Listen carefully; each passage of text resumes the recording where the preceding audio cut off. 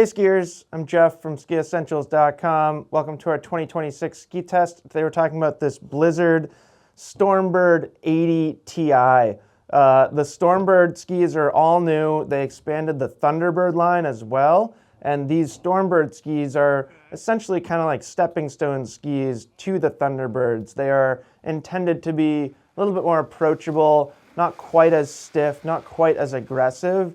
And this 80 Ti in particular, I think is a great choice for a lot of skiers, generally in the upper intermediate ability level area. You could go a little higher than that to advanced skiers. You could go a little lower than that to more of a new intermediate skier. I think that would be fine too.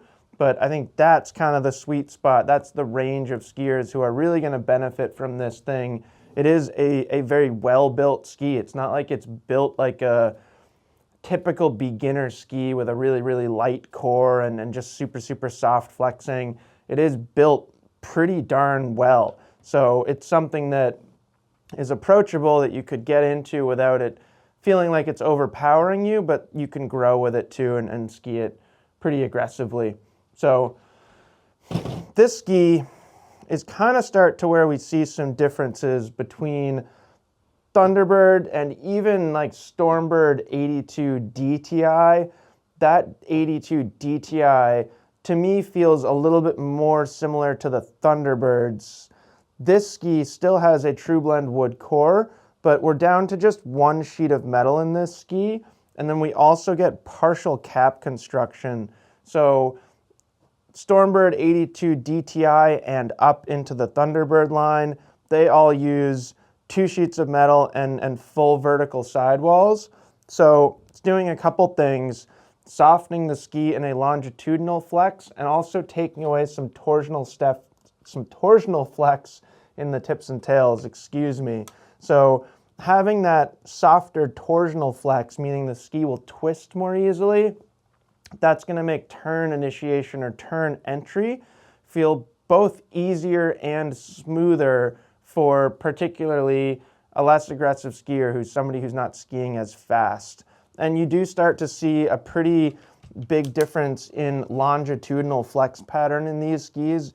Again, it's not a soft ski, it's still relatively stiff, but if you compare it to Thunderbirds or a Stormbird 82 DTI, this is certainly softer. And then shape, you know, we're 80 underfoot and mostly a front side inspired or groomer focused shape, but there's like some slight rise in the tips. It's not really rocker, but kind of just enough to like help bring those things off the snow a little bit and give you a little bit more maneuverability. This ski's got a 15-meter turn radius in the 175, so it's kind of cool because or not all, but they all kind of hover right around 15-meter turn radii, and I think that's a really nice place to be for a ski like this. We had, gosh, I think 4 people at our actual 3-day ski test got on this thing, and then we skied it a couple times earlier in the season as well. Really like the feedback from Dave Raybould. He's a accomplished ski instructor. He's quite professional and a really good skier in his own right. He called it an easy-going frontside ski, and I think that's the ideal description of this ski. And he did say that it didn't feel quite as strong or quite as powerful as Thunderbirds or Firebirds, but that's fine, especially for those skiers who are still learning, still kind of honing their technique. If you're going and having a ski lesson from a guy like Dave Raybould, and you're on a ski like this, you're going to progress more quickly than you would on a stiffer ski. So I think that's awesome. He also said that it still feels pretty darn good at speed. It's still fast, it's still stiff, it's still supportive. So easy to ski at first. You know, it's not going to beat you up when you first start skiing it.